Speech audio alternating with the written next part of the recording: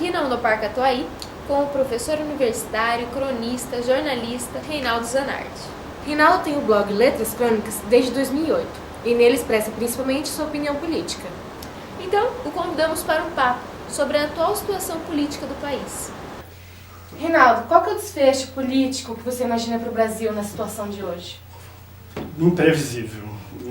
Eu não arriscaria nem palpite dizendo que Dilma sai definitivamente, que Michel Temer assuma ou que ela continue. Até porque, no momento que a gente está vivendo, as análises elas têm que ser feitas diariamente. A oposição disse que teria 400 votos e acabou tendo 367 para admitir o impeachment, que agora seguiu para o Senado.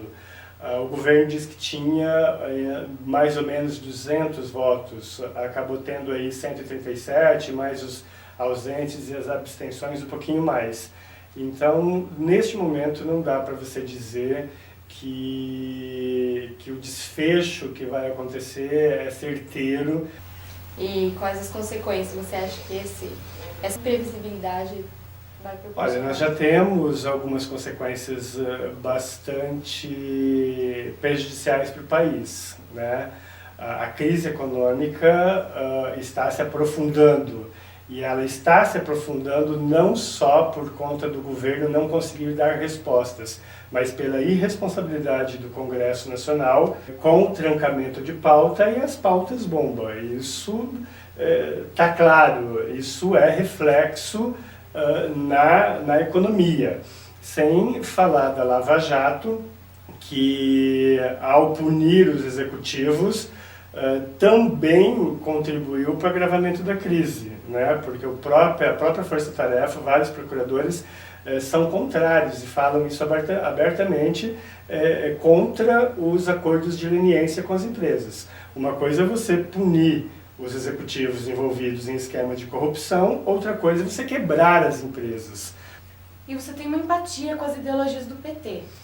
Eu tenho empatia com a ideologia da esquerda, né? Aliás, eu defenderia muito mais alguns pontos que a esquerda hoje mais radical defende do que necessariamente o PT. Que Dilma não tem que sofrer impeachment por uma questão muito básica. As pedaladas fiscais não configuram crime de responsabilidade, segundo vários juristas que estudaram o tema. Aí nós temos Bandeira de Mello, temos Conder Comparato, Dalmo Dallari, que são nomes, né, de referência para a área no Brasil. Ou seja, ela não cometeu crime de responsabilidade nas pedaladas, em que pese o PT estar envolvido junto com outros partidos aliados em esquemas de corrupção. Também não esqueçamos que foi no governo Dilma que foram criados vários mecanismos de combate à corrupção. E em nenhum momento o governo Dilma obstruiu a justiça ou impediu que se investigasse, né? Até mesmo a nomeação do Lula como ministro é uma coisa que vale a pena discutir, porque a direita e a oposição acusa essa nomeação como uma tentativa de tirar Lula da investigação. Isso não é verdade. Ele seria investigado pelo Supremo como ministro, ele seria julgado pelo Supremo. E eu acho isso até mais complicado, porque ele sairia das 3 instâncias que ele poderia ser julgado. Se ele fosse condenado em uma única, não teria quem recorrer. Eu acho que até pode ter acontecido a questão do fórum privilegiado, né? Acredito que isso possa ter acontecido, né? Não vou falar isso como uma verdade absoluta, mas o que não é verdadeiro é dizer que ele fugiria da investigação. Ele não fugiria da investigação, ele fugiria, no caso do fórum privilegiado, do Moro, que já cometeu várias ações questionáveis, considerado por muitos juristas ilegais, como, por exemplo, a condução coercitiva, sem ter tido 2 negativas do depoente ou da testemunha. O que você acha da cobertura política aqui no Brasil? Extremamente partidarizada. Extremamente partidarizada. Os veículos da mídia tradicional fazem mais propaganda política do que necessariamente jornalismo. E a mídia comercial, ela é porta-voz da elite, ela defende os interesses da elite. O que está por trás de tudo isso é a sobrevivência financeira dos veículos de comunicação. na segunda-feira, depois do domingo da aprovação do pedido de processamento, né, de impeachment da Dilma, o diretor da editora Abril enviou uma carta para os colaboradores dizendo que no eventual governo Temer tem a possibilidade do negócio deslanchar. Né? E o que ele está falando com isso? Ele está falando de dinheiro por verbas publicitárias, juros subsidiados pelo BNDES, como nós já tivemos em outros momentos.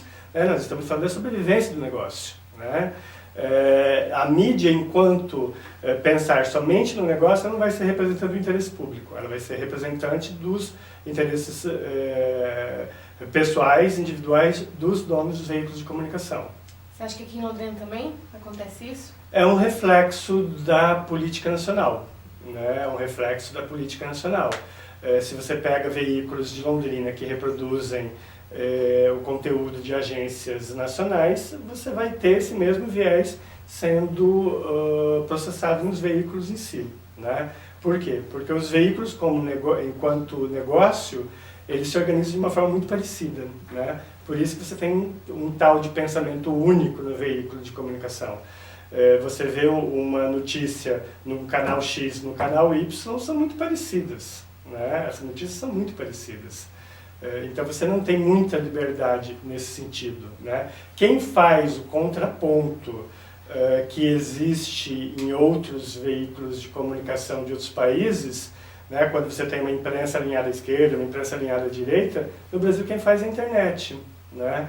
Você não ficaria sabendo dos esquemas que a Rede Globo se meteu, por exemplo, a mansão de Paraty, né?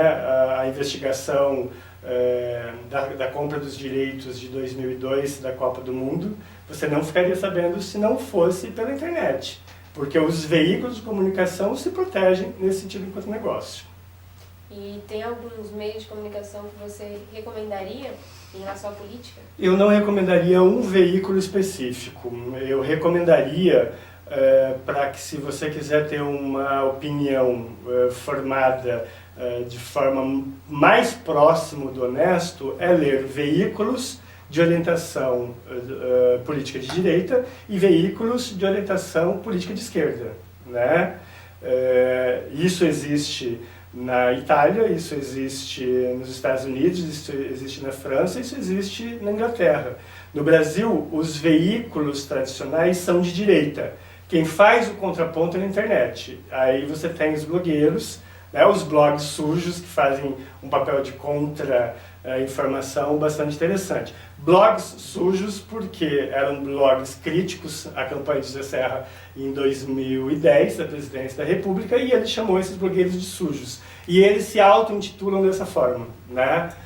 Então você fazer uma leitura de veículos que tem orientação de esquerda e outros de direita, você consegue ter um cenário um pouco mais próximo do real. E tem alguns blogueiros que eu gosto, que eu acho que fazem um papel bem interessante nesse sentido.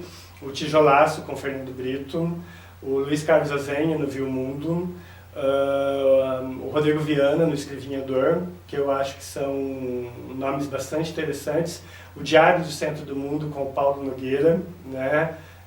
Eu acho que são veículos que fazem uma crítica à mídia tradicional e, ao mesmo tempo, trazem informações que você não vê como enfoque da mídia de direita. E, ao mesmo tempo, consumir Folha de São Paulo, do Estado de São Paulo, vejo, não recomendo não. Tá? E aí você tem esses veículos para formar uma opinião mais próxima do real.